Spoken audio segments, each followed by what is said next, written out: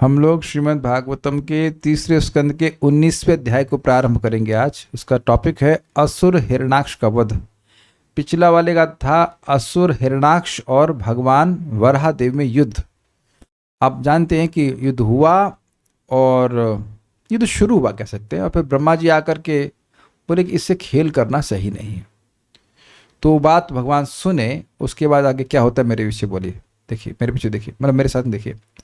मैत्रेय उवाच अवधार्य विरञ्चस्य निर्व्यलीकामृतं वचः अवधार्य विरिञ्चस्य निर्व्यलीकामृतं वचः रहस्य प्रेम गर्भेणा तदपांगेन सोग्रही रहस्य प्रेम गर्भेण तदपांगेन सोग्रही। मैत्रेय उवाच मैत्रेय उवाच अवधार्य विरिञ्चस्य निर्व्यलीकामृतं वचः अवधार्य विरिञ्चस्य निर्वलीकामृतं वचः रहस्य प्रेम गर्भेणा तदपांगेन सोग्रही। रहस्य प्रेम गर्भेण तदपांगेन सोग्रही। जब आप लोग यहाँ तक आ ही गए हैं अनंत वैष्णवी, तो कुछ पी के जाइए, कथा कुछ बोल लीजिए। श्लोक बोलना तो अच्छा लगता है ना आपको, साथ में बोलिए, मेरे पीछे बोलिए।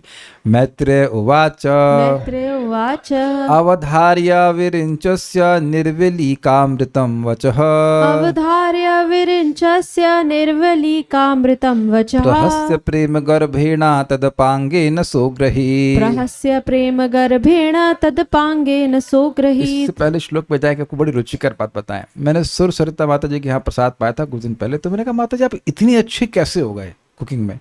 तो कह रहे हैं कि हमारी माता जी ट्रिक लगाती थी, ए थोड़ा सब्जी छौंक देना, मतलब सब्जी कटी हुई रखी वो नहीं कटवाएंगे सब्जी बच्ची से, लेकिन बचपन से थोड़ा वे छौंक देना, थोड़ा कड़ी छौंक देना, छौंक देना, छौंक छौंक छौंक करते करते उनका अभ्यास ऐसा बन गया कि खाना बहुत अच्छा बनने लगी। तो आप लोगों को भी बोला थोड़ा छौंक देना कि लोग तो बच्चे हैं, इस उम्र से सीखेंगे तो आगे जा करके बहुत अच्छे से बोलने लग जाएंगे। हम लोग को तो भागवतम का भाव ही नहीं पता था। कितने लोगों को 8 साल की उम्र में भागवतम का भाव पता था? यहाँ पे किसी भी नहीं। आप लोग ऑलरेडी एडवांस्ड हैं, भागवत में तो पता है ना, भागवत में आए हैं, हाँ ठीक है। तो इस तरह से थोड़ा सा लोग बोलते हैं ना, थोड़ा ऐसा करके करके करके आपका अभ्यास बन जाएगा। ठीक है, बोलिए। मैत्रेय उवाच मैत्रेय उवाच अवधार्य विरिञ्चस्य निर्व्यलीकामृतं वचः अवधार्य विरिञ्चस्य निर्व्यलीकामृतं वचः रहस्य प्रेम गर्भेण तदपांगेन सोग्रही। रहस्य प्रेम गर्भेण तदपांगेन सोग्रहीत।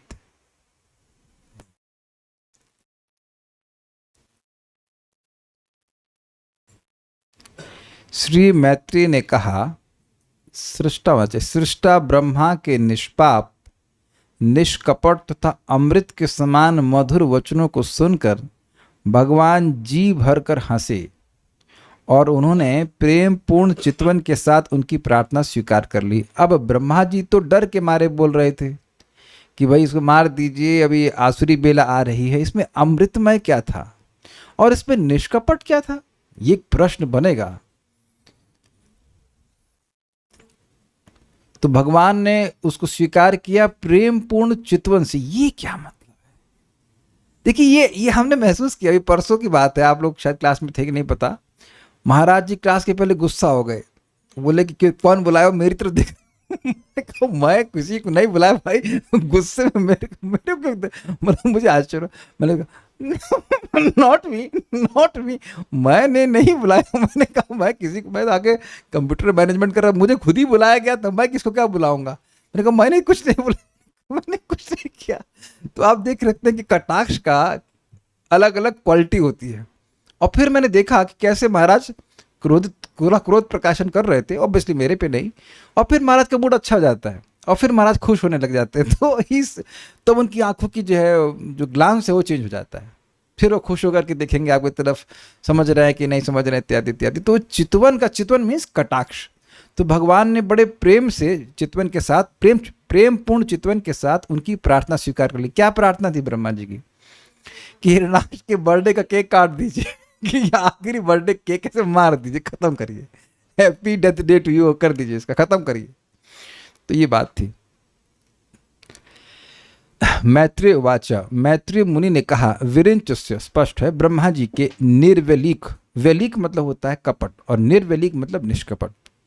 और अमृतम अर्थात अमृतमय वचः यानी वचन को अवधार्य सुनकर सह प्रहस्य वह भगवान वराह यानी वराह भगवान ने हंसकर, प्रहस्य मतलब प्रकृष्ट रूप से हंसकर। देखिए आप सुन सुनकर समझ के कि प्र मतलब प्रकृष्ट, इसीलिए प्रपाद अनुवाद किए जी भर कर हंसे, खूब अच्छे से हंसे, हंसकर प्रेम गर्भेणा। ये क्या मतलब है? प्रेम गर्भ के द्वारा यानी कि प्रेम पेट में भरा हुआ है, ये अर्थ है। ऐसे अगर शाब्दिक अर्थ ले तो पेट में प्रेम भरा हुआ है।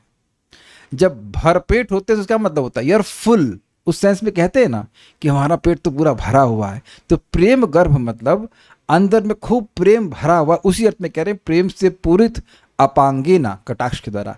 वो जो कटाक्ष था भगवान का वह प्रेम से पूरित था। अब ये पूरा अर्थ मैं तो समझ नहीं पा रहा हूं, उसके लिए अपांगेन का अर्थ क्या हुआ? जो अंग से दूर जा रहा हो। अप मतलब दूर जाना और अंग मतलब अंग। अप अंग मतलब जो अंग से दूर जाए, समझे आप? कटाक्ष आंखों से निकलकर किसी पर प्रेषित होता है, आंखों से दूर निकलता के अर्थ में होता है कि नहीं, यही मैं समझ पा रहा हूं। अपांगेन नहीं तो अपांग का मतलब कटाक्ष के द्वारा कैसे आएगा? क्या आप ग्रहण किए? ग्लांस इज लाइक, जैसे बल्ब से रोशनी निकलती है, उसी अर्थ में ग्लांस को पकड़ते हैं ना। दृष्टिपात, दृष्टिपात मतलब वो जो ग्लांस है वो उस आंख से निकल करके किसी पर गिरती है, तो वही मैं अर्थ समझ पा रहा हूं। अप अंग मतलब भगवान की आंख रूपी अंग से जो दूर हट रही है, दूर मतलब बाहर निकल रही है, इस अर्थ में। इस कृपा कटाक्ष, इस प्रेम भरी कटाक्ष के द्वारा तद अग्रहीता, उसे स्वीकार कर लिया अर्थात अनुमोदन किया। ये समझे? हाँ आप सही कह रहे हो, मैं ऐसा ही करूंगा, ये अर्थ है। बोले नहीं, लेकिन उस चितवन से, उस कटाक्ष से वो इंगित कर दे कि हम आपकी बात हम आपकी बात स्वीकार कर रहे हैं, ये बात है। आपने देखा होगा कि जब देखा होगा मतलब आपने किया होगा कि बोल रहे होते हैं वक्ता, तो आंख से ही श्रोता अनुमोदन या अनुमोदन कर देता है। स्वीकार्य है? आंखें ऐसे ब्लिंक भी नहीं करना पड़ता, बस आंख में ऐसे कुछ कर दे। ये क्या? ये प्रैक्टिकल है, इसीलिए जब वक्ता बोलते हैं ऐसे नहीं कि ऐसे, कभी कभी वक्ता ऐसे बोलते हैं, इनको श्रोता से मतलब ही नहीं है। श्रोता नहीं कहाँ सुना रहे कथा, ये आंख बंद कर लेते हैं ना। We can always close eye sometimes, लेकिन देखे ही नहीं वक्ता को। आंखों से इंडिफरेंस भी दिख जाता है, मतलब एकदम से उस क्लास में कोई रुचि नहीं तो वह भी दिखा देते हैं। तो आप ये समझ सकते हैं कि आंखों से अनुमोदन करना हम लोग जानते हैं, तो भगवान ने भी आंखों से अनुमोदन कर दिया। अनुमोदन समझते हैं? हाँ, एक्सेप्टेंस, क्या सही कह रहे हैं आप, आपके अनुसार करेंगे। एक अच्छी बात है, महाराज इसको अन्यत्र भी कहते हैं कि जब भगवान को कुछ कहा जाता है, यद्यपि भगवान को पता होता है, फिर भी वह सुनते हैं। आप में से कितने लोग ऐसा किए हैं कभी? वेल नॉट, ऐसा नहीं कि कभी नहीं किए होंगे, लेकिन कभी कभी हम देखते हैं कि सामने वाला दुख में है और कभी कभी वो रिपीट कर रहा होता अपने दुख को। आपने कभी ऐसा किया है? दुख में है, परेशानी में, एक ही बात को 6 बार बोलेंगे, वही बात को उसी व्यक्ति को फिर बोलेंगे, लेकिन सामने वाला समझता है कि दुखी में है, यद्यपि वो बात पता होती फिर भी वह इसको सुन लेता है। तो भगवान को तो सारी बातें पता है, तो देवता लोग आगे भी जब भगवान के पास जाएंगे उनको सब पता है कि क्या हो रहा है, वही करवा रहे हैं कह लीजिए, फिर भी वह सुनते हैं। वाई? देखिए, अगर आपको किसी से संबंध जागृत करना है या बनाना है तो सुनना पड़ेगा। बहुत से पति पत्नी में झगड़ा इसी बात में होता है कि तुम तो मेरी सुनती ही नहीं, या तुम्हें मेरी बात, तुमको मेरी बात सुनने का टाइम ही नहीं है, ये होता है। और अन्यथा भी आप किसी से मित्रता करते हैं, अब कुछ बोलने जाएं, तो यार हमारे पास टाइम नहीं है, तो वो अब सुनना ही ना चाहे तो क्या उससे कोई प्रेम होगा? तो भगवान बहुत अमेजिंग है कि सब कुछ जान रहे हैं फिर भी भगवान सुनते हैं। मैं इसलिए कह रहा हूं कि आप कल अगर भगवान के सामने जाते हैं या अपने भगवान के सामने भी रहते हैं, तो आप कुछ बोलते हो, कुछ निवेदन करते हो, तो ऐसा नहीं है कि भगवान ध्यान नहीं देते। और आगे प्रभुपाद तात्पर्य बड़ा सुंदर कहते हैं, बहुत सुंदर कहते हैं कि केवल देवता ही निष्कपट प्रार्थना कर सकते हैं। इसी श्लोक के तात्पर्य में कहते हैं जो देवताओं के भक्त हैं वह निष्कपट प्रार्थना कर ही नहीं सकते हैं। लेकिन देवता जब भगवान विष्णु को या कृष्ण को प्रार्थना अर्पण करते हैं तो वह निष्कपट होते हैं। फॉर एग्जाम्पल, भगवान मेरे हृदय को शुद्ध कर दीजिए। शुरुआत में भले ही व्यक्ति ऐसा लगेगा कि वह ऊपर ऊपर से बोल रहा है, बट भक्ति में प्रगति करते करते वह अब इन प्रार्थनाओं को सच्चे दिल से बोलता है। Please bless me with a pure heart so that my services be pleasing to you. मैं कचड़ा कार्य में नहीं प्रवृत्त होना चाहता हूं। अगर आप नहीं सहायता करते तो मैं इस कचड़े से कभी बाहर निकल नहीं सकता। जेन्युइनली भक्त प्रार्थना करते हैं, और आप सभी लोग को अनुभव होगा कि हृदय से प्रार्थना निकलती भी है कि भगवान हमारे हृदय को शुद्ध कर दीजिए। ये एग्जाम्पल दे रहा हूं। लेकिन देवता का कहीं किसी देवता के प्रार्थना में, मेरी समझावट में तो भाई कोई ऐसी प्रार्थना नहीं होती है कि हमको मुक्त कर दीजिए या हमको इच्छाओं से मुक्त कीजिए। कोई जाता है देवता के पास पूजा करने के लिए हमारी सारी भौतिक कामनाएं छूट जाए, समाप्त हो जाएं। कोई आज तक प्रार्थना किया है क्या इस तरह से? कोई नहीं करता है। तो खैर उस पर भी हम आगे चर्चा करेंगे, पर श्लोक को देखते हैं। मैत्रेय वाचा, मैत्रेय मुनि ने कहा, अवधार्य विरिंचस्य, विरिंच मतलब ब्रह्मा जी की बात को सुनकर। कैसी बात? निर्वलिका अमृतम वचः, जो निर्वलिक अर्थात निष्कपट थी और अमृतमय था। एक और पाठ है निर्वलिकाम ऋतम वचः, ऋतम का मतलब होता है सत्य। जो निर्वलिक अर्थात निष्कपट थी और सत्य थी, ये भी पाठ है। ऐसे वचन को सुनकर प्रहस्य, हंसकर, अच्छे से हंसकर या जी भर कर हंसकर, प्रेम गर्भेण तत् अपांगेन सह अग्रहित, प्रेम पूरित कटाक्ष के द्वारा उन भगवान ने ब्रह्मा जी की बात को स्वीकार कर लिया कि हाँ मैं ऐसा ही करूंगा। ये बात बोलते हैं।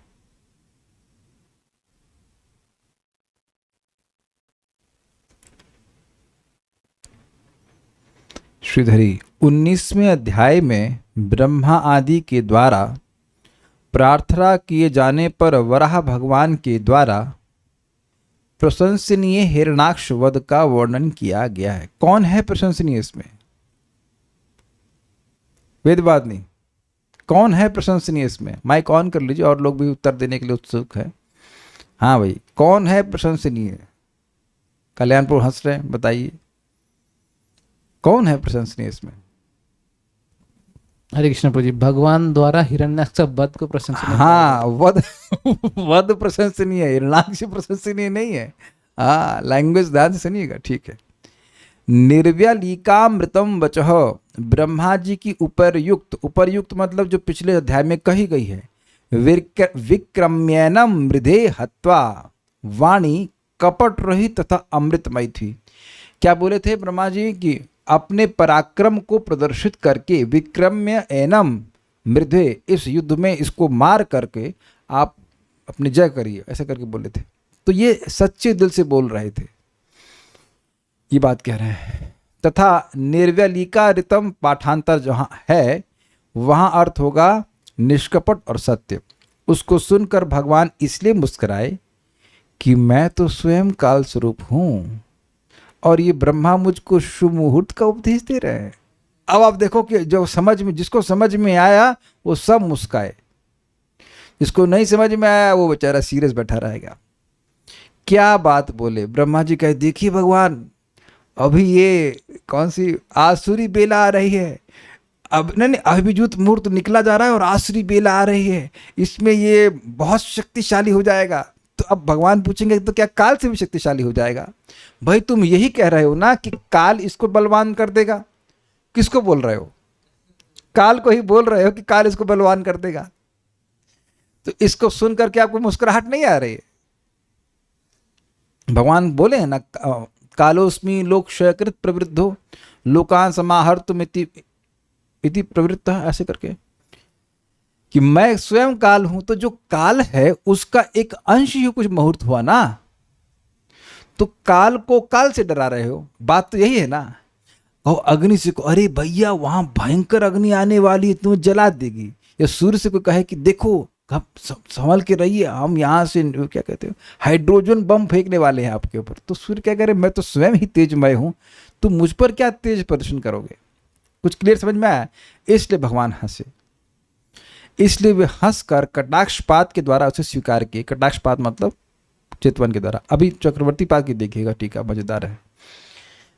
सारार्थ दर्शनी इस 19वें अध्याय में वराह रूप श्री हरि ने युद्ध में पराजित माया सृष्टिकर्ता हिरणाक्ष की माया समूहों को अपने अस्त्र सुदर्शन चक्र द्वारा नष्ट करके अपने हाथों से उसका वध किया, यह वर्णित किया गया है। क्या इस लाइन का अर्थ है? जो लोग इस अध्याय को पूरा पढ़ चुके वह समझ जाएंगे, नहीं समझ रहे हैं जो हम समझा रहे हैं। अभी आप देखेंगे कि भगवान वराह और हिरणाक्ष का युद्ध होगा और उसमें हिरणाक्ष हार जाएगा, उसके बाद वो माया करने लग जाएगा, तो उस माया को भगवान अपने सुदर्शन चक्र के आवाहन के द्वारा नष्ट कर देंगे और फिर मारेंगे, थप्पड़ मर जाएगा। ये सीक्वेंस है। तो ये सब पूरी मूवी का मतलब स्टोरी है, ऐसा ऐसा होने वाला है। और आपको याद हो कि भाई साहब मतलब हिरणाक्ष भाई साहब आरोप कर रहे थे भगवान के ऊपर, तुम मायावी हो, तुम्हारे पास कुछ पौरुष नहीं है, तुम्हारे पास कुछ शरीर का बल नहीं है, तुम केवल माया से युद्ध करते हो, माया से लोगों को मारते हो, परोक्ष में जीतते हो। खुद वही काम करने वाला है, यह असुर है। निर्व्यलीकम अर्थात निष्कपट, ये बड़ा सुंदर है। अब इसका एग्जाम्पल देना कि क्यों निष्कपट कह रहे हैं ब्रह्मा जी का बात को। अस्मत् राधा, स्पेलिंग मिस्टेक है, अस्मत् राधा वरो सुरह 3.18.22 का श्लोक है। अर्थात ये असुर हमसे वर प्राप्त करके इतना बलशाली हुआ, इस प्रकार का निष्कपट वचन। बताइए कि ये निष्कपट क्यों हुआ। Chat is open, let's see, you start thinking. यह निष्कपट क्यों हुआ जब ब्रह्मा जी ने कहा कि यह असुर हमारे द्वारा वरदान प्राप्त करके प्रबल हुआ है। निशा माता जी को समझ में आ गया। यस, गौरव प्रभु ने सही उत्तर दिया है, बट स्टिल क्योंकि ब्रह्मा जी खुद ही एक्सेप्ट कर रहे हैं कि मैंने वरदान दिया। यस, आप कहेंगे इसमें कौन सी बड़ी बात है। भाई कोई आतंकवादी को स्पॉन्सर करे और स्वीकार करे कि हम भाई इसको स्पॉन्सर किए थे, इसको गन देने वाले, इसको शक्ति देने वाले हम हैं, तो समाज में थूथू होगी कि नहीं होगी। हरे राम राम राम। कभी कभी किसी का लड़का गुंडा निकल जाता है तो कहता अरे तुम तो ऐसा कृत्य कर रहे हो कि हमारा नाम डुबो रहे हो, तो उसको देह देने वाला तो पिता माता हुए ना। तो कह रहे हैं कि ये अन्यथा इतना स्ट्रांग नहीं होता, लेकिन मैंने वरदान दे दिया तो और स्ट्रांग हो गया है। अपनी गलती स्वीकार कर रहे हैं। अच्छा एक चीज बताइए, आप लोग पब्लिक में कभी गलती स्वीकार किए हैं अपनी? चलिए पब्लिक में नहीं जाते होंगे, मान लीजिए कोई बहू है तो सास हैं, ससुर हैं और उसके ननद वो सब बैठे हुए हों, और तब गलती स्वीकार किए हैं कभी? होने पर भी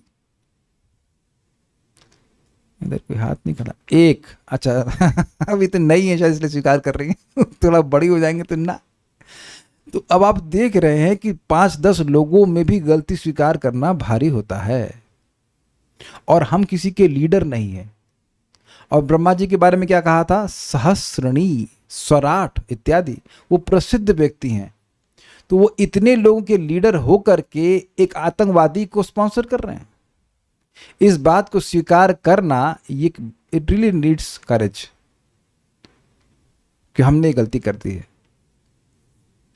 देखिए आप लोग, हम सब लोग गलती करते हैं, भगवान के सामने स्वीकार करते हैं, मुझे पता है करते ही होंगे, लेकिन मन में भगवान हमसे गलती हुई, आप तो जब जानते हैं अब क्या है, माइक पे लेके मंगल आरती माइक पे लेके खड़े हो जाएंगे बोलने के लिए कि हमने गलती करी है। किसकी दम है जो ऐसे करते? नहीं कर सकता।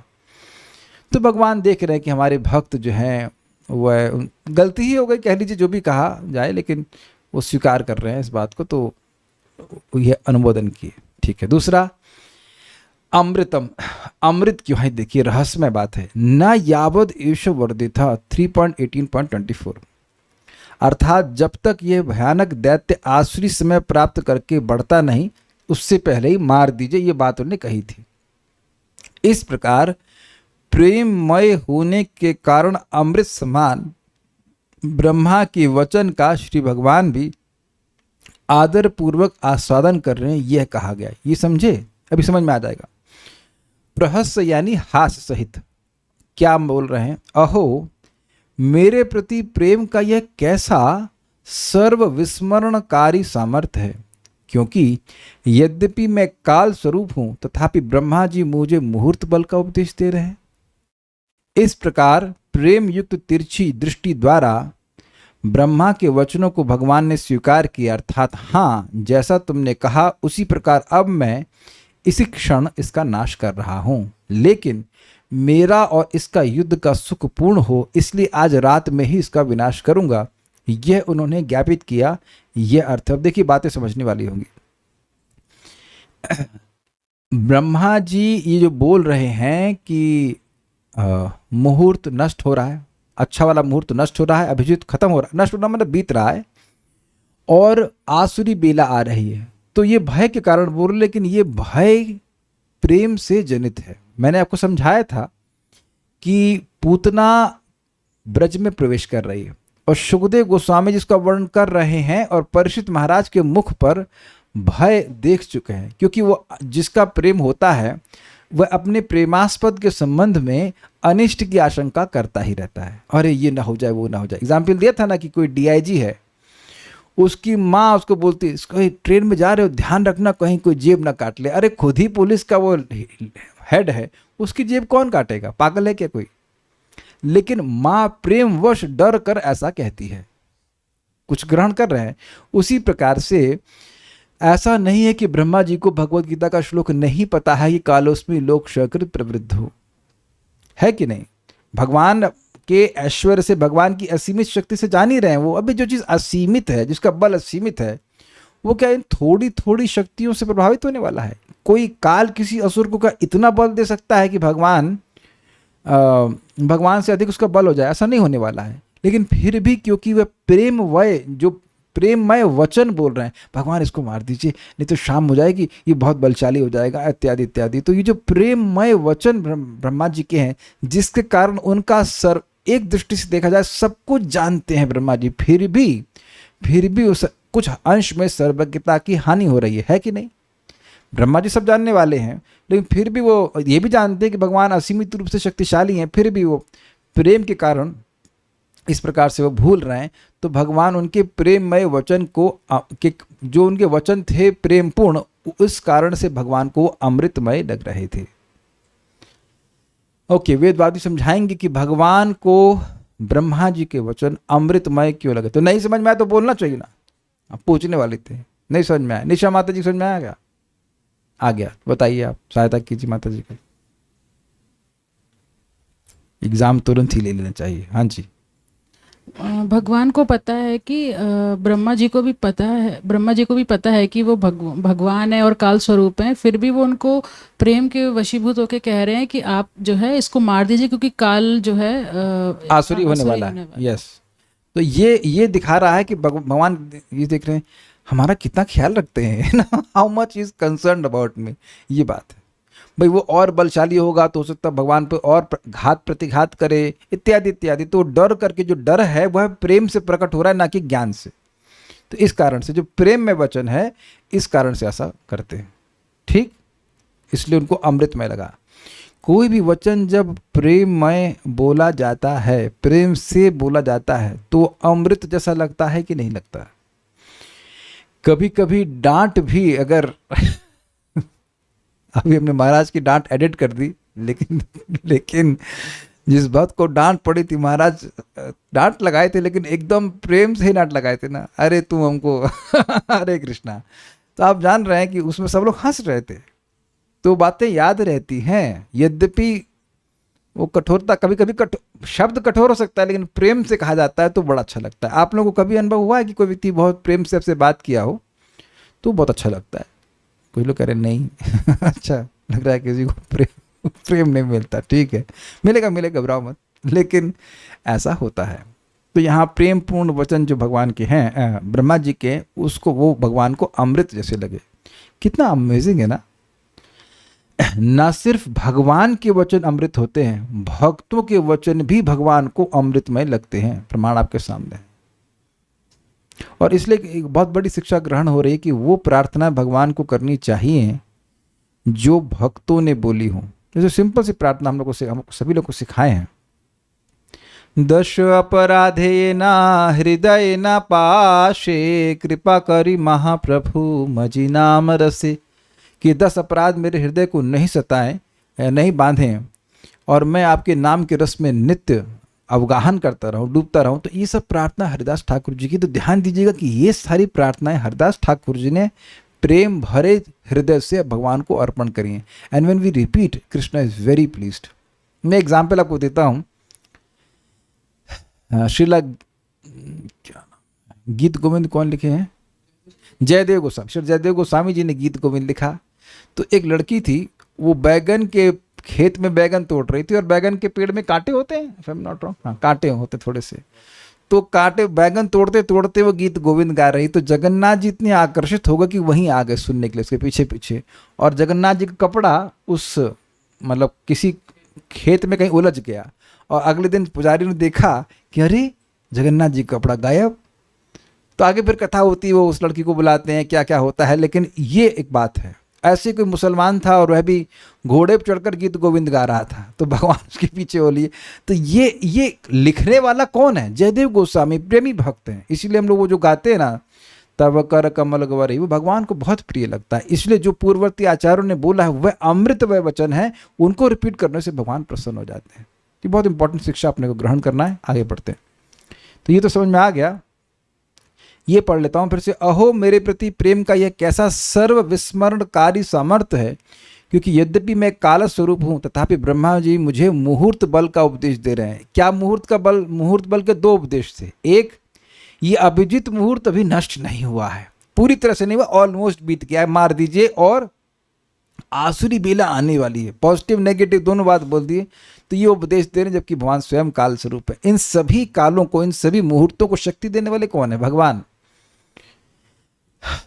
तो ये बात है, लेकिन वो भूल गए इसलिए वह बोल रहे हैं। ठीक है। हाँ, एक और बात इसमें कि ठीक है, आपकी मैं यह बात स्वीकार कर रहा हूं कि इसको मार देना चाहिए, उसको मार दूंगा, लेकिन अभी नहीं मारूंगा, मारूंगा रात में। यानी कि अब भगवान दिखा दिए कि ऐसा कोई मेरे लिए नियम नहीं है कि शाम से पहले मारूंगा, और शाम से पहले नहीं मारूंगा तो नहीं मार पाऊंगा। मार दूंगा रात में, जब मूड आएगा तो मार दूंगा। अभी थोड़ा और खेलना है मुझे इसके साथ, ये बात है। तात्पर्य, निर्वेलिक शब्द अत्यंत सार्थक है। देवताओं अथवा भक्तों की प्रार्थनाएं निष्कपट होती हैं, किंतु असुरों की प्रार्थनाएं सदा कपटपूर्ण होती हैं। ब्रह्मा से वर प्राप्त करके हिरणाक्ष अत्यंत शक्तिशाली बना, किंतु वर प्राप्त करने के बाद अपने पाप पूर्ण मनोभावों के कारण उसने उत्पात प्रारंभ कर दिया। तो आप समझ रहे हैं कि कपट क्यों? ब्रह्मा जी से वरदान प्राप्त करके वह ब्रह्मा जी के अनुकूल नहीं चलने वाला था। अब समझ में आया आपको? कपटी व्यक्ति आपसे कुछ प्राप्त कर रहा है, आपको सुखी करने के लिए नहीं। और एक इंटरेस्टिंग बात यह भी है कि हिरणाक्ष ब्रह्मा जी के वंशज है। ब्रह्मा जी से मरीचि, मरीचि से कश्यप, और कश्यप से हिरणाक्ष। अग्रीड? क्या हुआ? ये ग्रेट ग्रैंडसन स्वीकार्य है? तो अब आप बताइए, जब आप परिवार के ही व्यक्ति हो और दादाजी मरे नहीं अभी, तो अब अपने परिवार का नाम डुबोने वाला कार्य नहीं हो रहा है। अगर किसी के घर में लड़का आतंकवादी बन जाए तो वह उस घर का नाम कलंकित करेगा कि नहीं करेगा? तो यहां पे ब्रह्मा जी से वरदान तो लिया, लेकिन उसके मन में ब्रह्मा जी के अनुकूल चलने की बिल्कुल स्पृहा नहीं थी, इसीलिए कपट। आप जानते हैं कि शिव जी का एक बहुत बड़ा भक्त था, शिव जी का कोट एंड कोट भक्त था, उसका नाम था वृकासुर। और वह भगवान शिव जी के लिए तपस्या कर रहा था, उनको प्रसन्न करने के लिए। और वरदान क्या मांगा? कि जिसके सर पर हाथ रखूं वह मर जाए। लेकिन पता है कि क्यों मांगा? शिव जी जब प्रकट हुए तो पार्वती जी भी साथ में थी, तो वो सोचने लगा, अरे इतनी सुंदर स्त्री इस आदमी के साथ क्यों है? ये मेरे साथ रहना चाहिए। तो इसलिए वो वरदान मांगा कि इस हाथ जिस पे रखूंगा सर फट जाए, और शिव जी के पीछे ही भागा। तो ये कपट हुआ कि नहीं? तो उम्मीद है कि बातें स्पष्ट समझ में आ रही होंगी। इसलिए ये कहना कि देवताओं के भक्त भी अच्छे हैं, नहीं, कुछ अच्छे नहीं, वो सब कपटी हैं। ब्रह्मा तथा, अच्छा एक प्रश्न है कि अच्छा चलो मान लो वो कपट कर रहे हो, ठीक है, तो देवता तो ठीक कर सकते हैं ना बुद्धि, लेकिन जी नहीं। देवता भी उनको वस्तु दे देते हैं, लेकिन बुद्धि ठीक नहीं करते हैं। वृकासुर को शिवजी नहीं बोले कि अरे तेरी बुद्धि भ्रष्ट हो गई, ये फालतू की बात कर रहा है, कुछ अच्छा वरदान मांग, नहीं बोले शिवजी, तथास्तु कह के निकल गए। निकल के उनके तो पीछे लग गया वो। काफी इंटरेस्टिंग है, क्या शिवजी नहीं दे सकते? नहीं देते। ये अद्भुत बात है कि देवता लोग सद्बुद्धि नहीं देते, असद वस्तुएं देते रहते हैं, बहुत चीजें दे देते हैं, लेकिन सद्बुद्धि प्रदान नहीं करते। भगवान के पास पहली बात तो कपट करके कोई आता नहीं है, और अगर भौतिक इच्छा से युक्त होकर आता भी है तो भगवान अंततोगत्वा उसको सद्बुद्धि प्रदान कर ही देते हैं। एक एग्जाम्पल दीजिएगा कि जो ना देते हो, कभी ऐसा हुआ ही नहीं है। यहाँ तक कि कपट पूर्वक भी कभी आया है, जैसे कि मान लीजिए दिति माता कपट करी अपने पति से, लेकिन अंततोगत्वा शुद्ध हो गई 1 साल में। तो ऐसे बहुत सारे एग्जाम्पल आप देखेंगे कि लोग भौतिक इच्छाओं से भी भगवान के पास आते हैं तो उनकी बुद्धि शुद्ध हो जाती है। सीखना चाहिए। ब्रह्मा तथा अन्य देवताओं द्वारा की गई प्रार्थनाओं की तुलना असुरों की प्रार्थनाओं से नहीं करनी चाहिए। देवों का अभिप्राय भगवान को प्रसन्न करना था, अतः भगवान हंस पड़े और असुर को मारने की उनकी प्रार्थना उन्होंने स्वीकार कर ली। असुर कभी भी पूर्ण पुरुषोत्तम भगवान की प्रशंसा नहीं करना चाहते, क्योंकि उनको इनका पता भी नहीं है, अतः वे देवताओं के पास ही जाते। This is amazing, this is amazing line, बहुत अच्छी बात है। आप किसी देवता के उपासक को देख लो, अगर वह इस्कॉन के टच में नहीं है या किसी प्रामाणिक भक्त के संगत में नहीं है, उसको नहीं पता कि भगवान कृष्ण की पूजा कैसे करनी चाहिए या उन्हें क्या प्रार्थना अर्पित करना चाहिए। आई एम जस्ट आस्किंग, आपने भी पहले कुछ कर्मकांड वगैरह किया वेदवाद नहीं, आपको पता था कि भगवान विष्णु की उपासना कैसे करनी चाहिए, क्या प्रार्थना अर्पण करनी चाहिए? नहीं पता, मुझे भी नहीं पता, मैं तो किसी की नहीं करता था, तो वो ओके, लेकिन नहीं पता था, नॉट ओके बट नहीं पता था। कितने लोगों को यहाँ पर विष्णु की पूजा कैसे करनी चाहिए, क्या उनको प्रार्थना अर्पण करना चाहिए, ये पता था? कोई एक व्यक्ति बता दे यहाँ पे, भाई हम कोई गुस्सा नहीं होंगे, जस्ट वांट टू नो। कितने लोगों को ये पता था कि भगवान के पास जाकर भौतिक नहीं मांगना चाहिए? क्या बताया गया था? भगवान के पास जाकर भौतिक ही मांगना चाहिए। सुख संपत्ति घर आवे, कष्ट मिटे तन का, है ना, ओम जय जगदीश हरे। ये आपने सुना होगा, ये था, सुख संपत्ति घर आवे, कष्ट मिटे तन का, ओम जय जगदीश हरे। ऐसे ये गाय ना, ये तरीका है, यही बस प्रार्थना करने के लिए है ना। आउट ऑफ सिलेबस में ही नहीं बता रहे कि भगवान से प्रार्थना कैसे करनी चाहिए। इसीलिए टीचिंग्स ऑफ लॉर्ड चैतन्य बड़ी सुंदर पुस्तक है, वहां पे एक टाइटल है, प्रपात बस बोलते हैं, हाउ टू अप्रोच गॉड, भगवान को कैसे, भगवान के पास कैसे जाना चाहिए, किस मानसिकता में जाना चाहिए। बहुत अच्छा बात वहां पे। तो ऐसी शिक्षा कोई नहीं देता है, और अगर वो जाएं भी तो उनको पता ही नहीं है कि पूजा में हम बोलें क्या। आप देखो कि जब नए लोग आते हैं मंदिर में तो प्रणाम करते सबको देखते हैं, लेकिन उनको ये समझ में नहीं आता कि ये बोल क्या रहे हैं इसके बीच में। आप लोग से हुआ है जब पहली बार इस्कॉन मंदिर में गए हो, प्रणाम सब लोग करते हुए देखें, पहली बात तो समझ में नहीं आता प्रणाम किसको कर रहे हैं, क्योंकि देख जिधर रहे हैं उधर प्रणाम कर नहीं रहे, है ना। हम लोग भगवान को लेफ्ट में रखते हैं, तो लोग पूछते हैं आप प्रणाम किसको कर रहे हो, इधर तो पेड़ है या कुछ और है, भगवान तो इस तरफ है। तो पहले तो ये समझ में नहीं आता कि प्रणाम किसको कर रहे हैं, और फिर क्या बोल रहे हैं, नमो ओम विष्णु बताए, जो कुछ भी है, किसी को कुछ समझ में नहीं आता। जो नए लोगों को तो कुछ समझ में नहीं आता। That means their absolute ignorance कि भगवान को क्या बोलना चाहिए। आप देख रहे हैं, आप ये देख रहे हैं कि हम लोग की शिक्षा कैसे हो रही है। हम लोग की शिक्षा वैसे हो रही है जैसे एक अबोध बच्चा जन्म लेता है, उसे कुछ बोलना ही ना आता हो। Do you agree with this? Can you see this? Can we see our helplessness? हमारी असहायता देख रहे हैं कि जैसे एक बच्चे को कुछ भी बोलना नहीं आता, मम्मी पापा बोलना नहीं आता, ऐसे करके भक्ति में सिखाया जा रहा है कैसे प्रणाम करो, क्या बोलो, क्या करना। It's like this we are learning, और हमें बहुत कुछ सीखना है। क्योंकि अन्यथा आप जानते हैं, ना तो भगवान के पास वो जाएंगे और न ही भगवान की पूजा करने के बारे में उनको कुछ पता है कि क्या करना चाहिए। भगवत गीता में इस कृत्य की निंदा की गई है। क्या श्लोक है वो? देवताओं के पास अपहृत ज्ञाना, सब देखिए शास्त्र गायब हो जाता है। बहुत दिन से गीता नहीं पढ़ा। हाँ, चैत्य सा शब्द था, लेकिन अब क्या बोल रहे हैं? कामस्तैस्तैर हृत ज्ञाना यजंत इह देवता क्षिप्रम हि भानुषे लोके सिद्धिर्भवति कर्मजा। जिनकी इच्छाएं, जिनका ज्ञान काम के द्वारा अपहृत कर लिया गया, वह अन्य देवताओं के पास जाते हैं। और स्वाभाविक सी बात है कि उनको छोटी छोटी सिद्धियां मिल जाती हैं, लेकिन भगवान के पास नहीं जाते।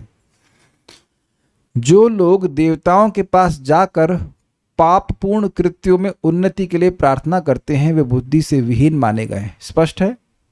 और जगत में गिरोगे, पाप में गिरोगे। असुरों की बुद्धि इसीलिए मारी जाती है क्योंकि उन्हें इसका पता नहीं रहता कि उनका हित वास्तव में किस में है। यदि उन्हें पूर्ण पुरुषोत्तम भगवान की जानकारी होती भी है तो वो उनके पास नहीं जाते। वे श्री भगवान से मनोवांछित वर प्राप्त भी नहीं कर सकते क्योंकि उनके उद्देश्य सदा पापपूर्ण रहते हैं। ये समझे?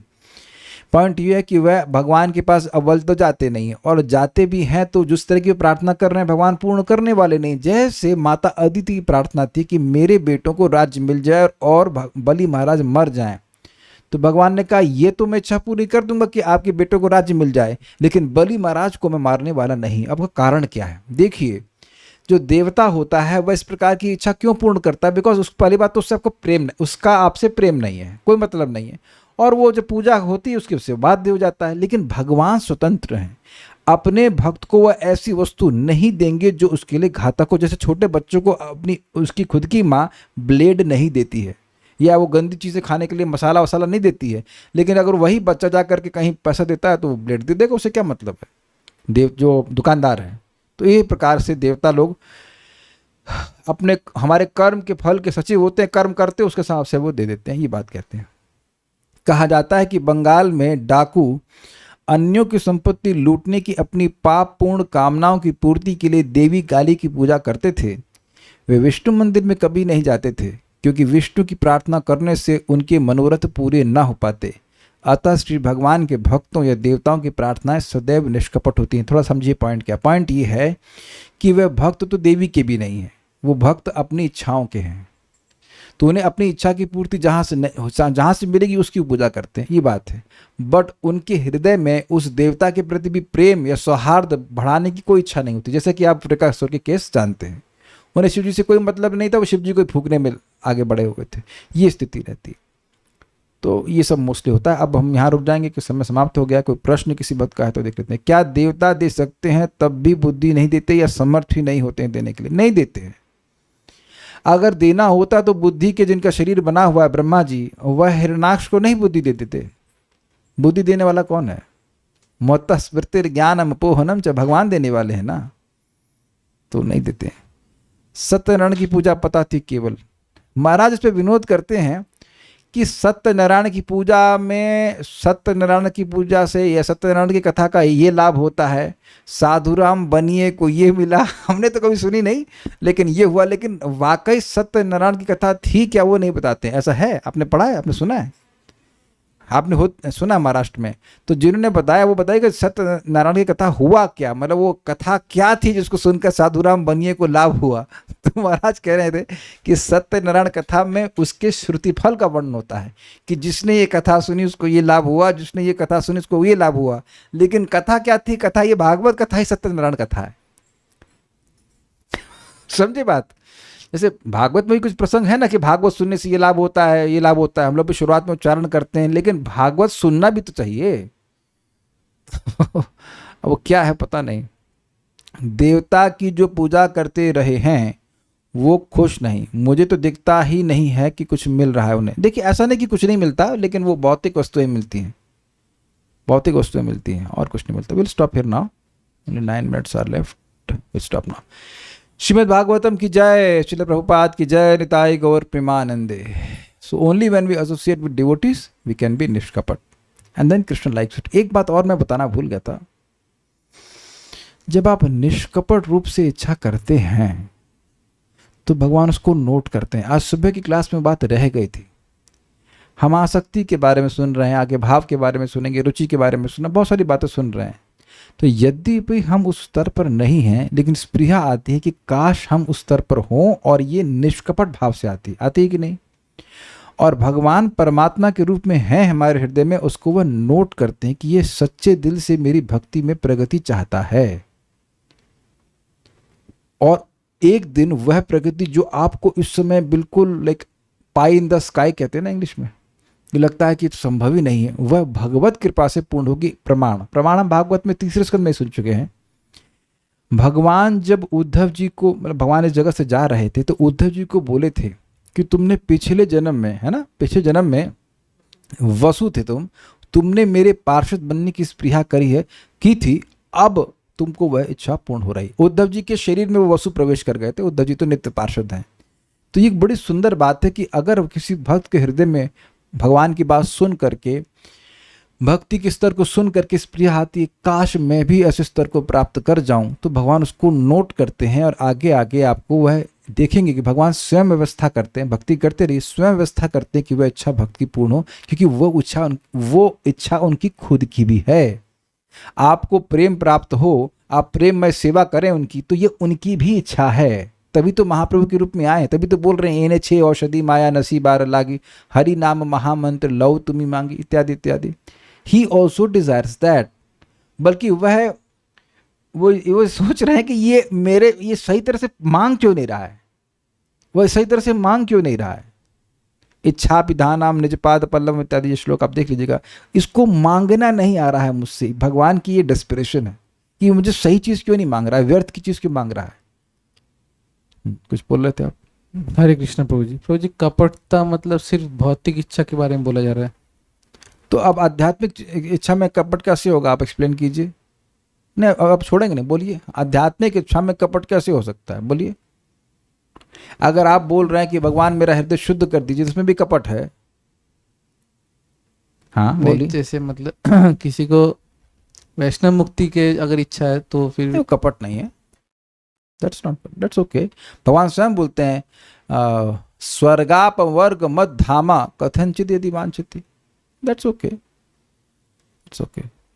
और कुछ बिना मांगे नहीं देंगे भगवान, मतलब क्या? देखिए हवा पानी वगैरह तो बिना मांगे ही दे रहे हैं, लेकिन भक्ति बिना मांगे नहीं देते। इसीलिए उत्कंठा जागृत करने के लिए हमें थोड़ा प्रतीक्षा कराते हैं। और बिना मांगे देंगे तो क्या आप उसको वैल्यू करोगे? यहां किसी एक व्यक्ति को बैठा दीजिए जो उस क्लास में आना नहीं चाहता, तो आप बिना मांगे ही देंगे ना उसको, तो उसके लिए एक बहुत बड़ा टॉर्चर हो जाएगा ना, वो भी रोज, वो भी सुबह और शाम भी, मतलब हाँ हो ही जाता है, इज इट नॉट? सुबह भी आना शाम को भी आना। और अगर उत्कंठा है तब वो कितना अमृतमय लगता है प्रवचन, है कोई भी बात। बिना मांगे आपको भोजन अच्छा लगता है, तो बिना मांगे कोई वस्तु मिल जाए तो उसकी कोई वैल्यू नहीं करता। तो जो भगवान हमको थोड़ा वेट करा रहे हैं वो हमारी पात्रता को जागृत करने के लिए। भूख जागृत होती है तब भोजन अच्छा लगता है, जब भूख ही ना हो तो भोजन अच्छा नहीं लगता है। बहुत बार तो लोग वैद्य के पास जाते हैं, साहब हमको भूख ही नहीं लग रही है, अच्छा ये खाओ, ये भूख लगने लग जाएगी। तो भगवान ये जो कुछ भी हमारे साथ कर रहे हैं भक्त के साथ, वो उत्कंठा रूपी भूख को जागृत करने के लिए, which is actually a form of love only. So now should stop now. Shrimad Bhagavatam की जय, श्रील प्रभुपाद की जय, निताई गौर प्रेमानंद।